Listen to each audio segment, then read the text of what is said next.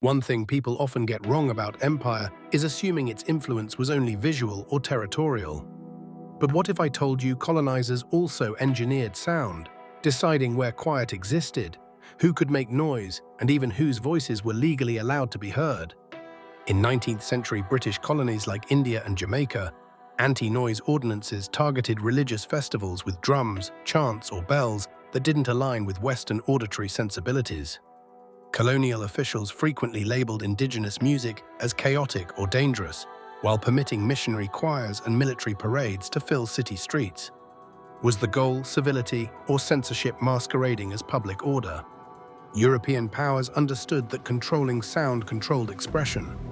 In Algeria, under French rule, calls to prayer were restricted in volume relative to church bells. In Rwanda German colonies, silence after curfew became a state-enforced norm, symbolizing fear more than peace. During apartheid of South Africa, protest songs were banned not just for lyrics, but because they carried effective power capable of unifying resistance through rhythm. Supporters claimed these policies preserved harmony. Critics argue they erased identity by design. What happens when cultural survival depends on being loud, and empire deems loudness suspect?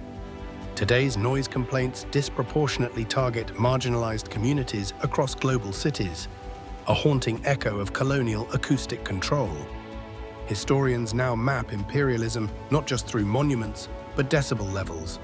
What if the world we hear today still reverberates with colonial hierarchies? Does living in certain places mean inheriting expectations about how loudly or softly you're supposed to exist? In rethinking colonization's legacy, should we also reflect on histories embedded in sonic landscapes? Whose language echoes freely through loudspeakers and whose beats are policed back into whispers? As museums digitize oral histories and streaming algorithms shape our playlists, how do digital platforms reinforce or resist these old auditory boundaries? When autonomy lives in voice and rhythm, what does true freedom sound like?